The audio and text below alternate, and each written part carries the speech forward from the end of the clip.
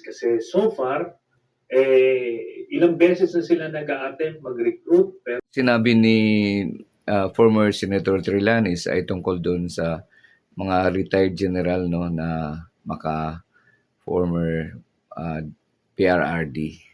So pakinggan natin. wala pa namang kumakagat. So hindi lumalaki yung kanilang circle. But you know how these things go, biglaan na lang yan na bumubulong kagaya nung panahon ni former President Erap. Nung una, wala rin mga involved, pero nung nag-snowball na, ang bilis. Diretso na agad sa withdrawal of support. So yan po yan. Ang bottom line po dito, ang nire-raise ko is merong mga ganyang pangyayari at sinasabi nila mismo, join sila dun sa hapon na rally. At yun ang gagamitin nilang panawagan for an ouster. Yan po yan. And I showed you the receipts, Christian. Hindi ako reaction ko dito sa interview ni Christian Esguerra kay former Senador Trillanes tungkol doon sa rally no, na naganap doon sa People's Monument yan sa may malapit sa may Galleria. Okay. So, doon sa rally na yun, so hindi sumali, 'di ba? 3 grupo ang nagrarally. Itong sa panghapon, sinabi ni Senator Trillanes na yung grupo nila ni former Justice Supreme Court Justice na si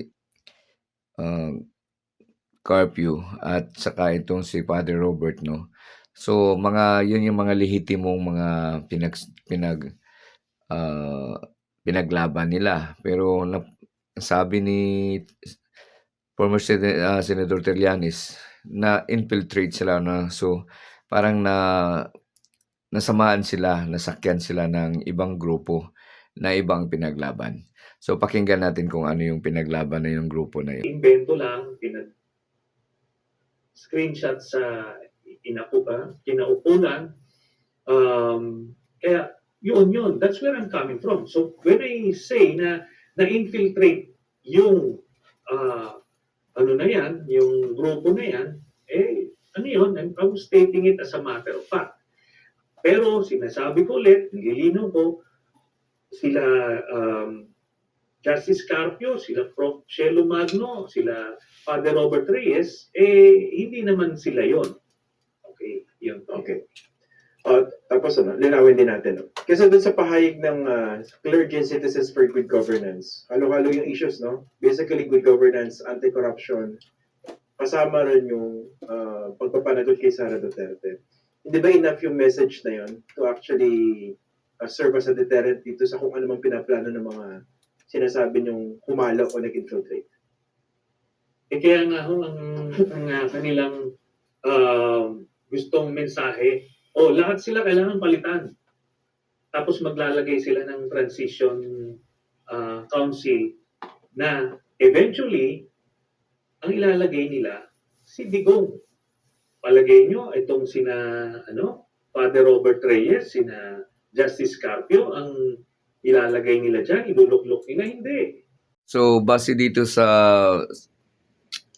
sinabi ni former Senador Trillanes na kapag ang binabanggit niya dito na nag-infiltrate sa mga valid issues, no, na kung ano yung pinanawagan na pinangunahan nila ni Father Robert Reyes, si former Supreme Court Justice Antonio Carpio, ito yung mga legitimate na mga pananaw gusto nilang pinawagan. Pero itong mga nag-infiltrate, no, so nakisakay dito sa grupo na to na hindi identified na mga Duterte, ay ito yung sinasabing mga retired general, no, na mga retired military na maka Duterte, na ang plano daw nito ay kapag naitawid nila itong mga parang joint kasi nakisakay sila sa ibang mga valid na group. So, ang sabi nito ni Senator Trillanes, ito yung plano nila na magkaroon daw ng transition government. So, yung sa ibang grupo, ang tawag nito ay ah, revolutionary government. Pakinggan natin. But by then, buti na academic na kasi nagamit na sila. Okay. Ilang retired generals or military officers ko yung na-monitor yung nasa likod nito? Ang nakita namin, ang mga pro Duterte generals doon, siguro mga 8 Walo. retired generals, so mga 8. Okay. Similar ba ito sa mga nadidinig ko rin before na RevGov naman? Yung pinupush nila RevGov. Ganon, similar yon. Okay. So, kasi alam nila na para inclusive sila, lalabas sila issue for both camps, tapos to justify kung bakit tatanggalin lahat. Then may ipapasok sila, council kuno, pero eventually, ang iluluklok nila, si Digong. Ngayon, when that time comes, who will oppose that? Sina Father Robert? Sina Shelo Magno? Sila Justice Carpio? I don't think so. So, yan po yung ano doon. So sa plan nila, yung ang messaging nitong binabanggit yung grupo, resign all, papatanggal sa pwesto both si BBM at saka si Sara, mag-uupo ng transition government, eventually iluluklok si Digong. Ito yung sinasabi niya? Yes. Yan yung ano nila, ang ultimate plot nila. Kung At gano'n, sabi ko, Pagka totoo itong mga analysis ni Senator Trillanes na magkaroon ng o pag nanalo nasunod itong o kasi itong 8 pa lang to na binanggit nila, 8 mga generals, pero katulad nga bang sa nangyari dati kapag ito ay napababayaan ay mabigla na lang ito ay dadami ano. So sabi nga sa pagbandang dulo nitong interview na to na kapagka nangyari yan, pagka nagkaroon ng oust all So, tanggal si BP Sara, tanggal si PBBM, yun ang move nila. So, magkakaroon ng transition government or revolutionary government na kung ang sabi ay itong si former President Duterte ang ilalagay nila. So, kahit sino pang ilalagay nila, if it magiging revolutionary government yan, ang tindi ng setback ng Pilipinas, di ba? Atras tayo, lugmok tayo. So, dapat tayo, pakinggan natin kung ano mga sinasabi nito ni sa interview nila, no? Sa interview ni Christian Esguerra sa kay former Senador Trillanes. sorry, kung gano'n, the temporary removal ni Sara, sila mismo, alam nilang kung si Sara din makaupo, erratic din si Sara eh. Baka outside the Colombo din sila dyan. Di ba? Hindi irrational eh. So kaya okay lang sa kanila matanggal din si Sara to make it palatable for everyone at the start.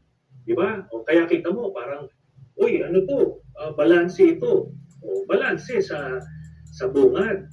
Pero ang ending, nakikita ba nila ending? Hindi nila nakikita ending. Mabablindside sila dito. okay. Itatanong ko na rin yung binabato naman sa inyo ng mga na-offense sa sinabi ninyo, no? Ang binabato naman sa inyo, yung rally nyo raw, pro-BBM, kasi anti-Sara lang yung gusto nyo mangyari. Sara impeachment lang. Anong tugon nyo ron? Ang sa akin kasi dito, ano ba yung biggest issue na kailangan natin na matugunan? Di ba itong impeachment ni Sara? Kasi yung sinasabi nilang budget issue, okay, i-unpack natin yan. Kasi palagay ko maliwanag naman sa atin kung bakit nasa ibabaw talaga yung impeachment ni Sara na issue. Okay, tingnan natin ngayon itong kanilang nilalabas na issue na sinasabi nila against kay President Marcos. O ano ba yan, yung budget issue? Okay, unang-una, i-unpack natin, ano? Okay, na dito sa portion na to, naglabas ng analysis si si former Senator Trillanes kung ano ba yung comparison ng parang inakusa nating pagkakamali ng BP at saka itong binato nila kay PBBM. So, base sa pananaw ni Senator Trillanes, hindi comparable, no? Kasi, so pakinggan natin kung ba't ba hindi comparable yung issue na hindi dapat pantay ang pagtimbang ng tao dito sa isyong ito na ipinukol kay Pangulong Bongbong Marcos. Effectively, ako nakausap ko yung ibang organizers dyan eh. Sabi ko, convince me kung bakit natin i-embrace na kausa ito. So, for sure, walang corruption issue dito kasi budget pa lang nga, hindi pa nga nagagastos eh. Hindi ka magsabing, kahit tatanungin ko sila, magkano po ba yung nanakaw? Tanungin ko si Justice Carpio, you won't be able to say it precisely because budget pa lang. Okay. Next, sinasabi nila na unanimous na yung enrolled bill na ito yung pinirmahan, dinala sa Malacanang, walang blanco. So, therefore, walang unconstitutional sa aspeto nung proseso na yon. So, kung walang corruption issue, walang unconstitutional na ginawa, therefore, walang impeachable offense. Ang sinasabi nila, yung proseso ng House tsaka ng Senado, hindi nila naiintindihan yung proseso ng House tsaka ng Senado. Bilang senador, so alam na alam ni dating Senador Trillanes kung ano ang pamamalakad at ano ang legal na ginagawa ng what becomes binding kapag nagkapag-desisyonan ng Kongreso at saka Senado, kahit anong man yan, pag wala daw nag-object, ay valid na yan. Okay? So, ganun sila ka-powerful, no? Pakinggan natin. Alam nyo ba dyan, you can even stop the legislative clock, no? You can even suspend the rules for as long as the majority adopts it. Kahit may blanco o wala yung BICAM report na yan, pagka hindi mo in-object yan, hindi ka humingi ng clean copy at nag-approve ka, it is approved. Yun po yun. Bottom line, kung yung ba sa enrolled copy, may nag-object ba dyan na, mali yung figures na nasa enrolled copy at sa enrolled bill kasi wala yan dito sa BICAM report. Wala ho, not a single advocate for this issue. Anything, nag-iintriga lang, alam mo yun, may blanco, sabi ni Digong. May blanco, therefore, ang constitutional, dapat bawal yan. Ganyan na ginawa sa akin yung sa Scarborough issue, nagsosow ng intrigue. Ganyan ginawa kay Laila de Lima na, di ba, may mga sex video kung ano-ano daw. Kumbaga, and they let the propaganda machine do its work. Ang unfortunate dito is you have well-meaning citizens like Father Robert, Justice Carpio, na who is going along for the ride. Kasi sabi ko nga, kung ano yung pinaglalaban natin dito na karumal-dumal na kailangan natin siyang itapat doon sa impeachment issue. Si Justice Carpio just recently sinabi niyang wala daw mali si President Marcos. So siya na mismo nag-clear. So, Actually, walang... Yeah. Actually, nakausap ko kahapon si Justice Carpio. Ito sa broad, wide-ranging discussion. Tatanong ko rin sa kanya yung blank. Ang sabi niya, ang problema dyan, miski dali sa Supreme Court, ang titingnan yung enrolled bill kung meron bang blanco. Okay. So, yun, nadinig natin ang panayam ni Christian Esguerra kay dating Senador Trillanes at yung binanggit nilang opinion din ni dating Supreme Court Justice Antonio Carpio na ang tingin niya ay walang illegal na ginawa or questionable na ginawa ang ating Pangulo. So, pero kung may tanong o meron silang pwedeng, anybody naman ay pwedeng maghain ng complaint, no, doon sa, kunyari, sa Supreme Court. So, tulad nga ng ginawa ni ah, Vic Rodriguez. So, abangan natin kung ano magiging sagot ng Supreme Court doon sa ano na yan. So, sa ngayon, maraming salamat.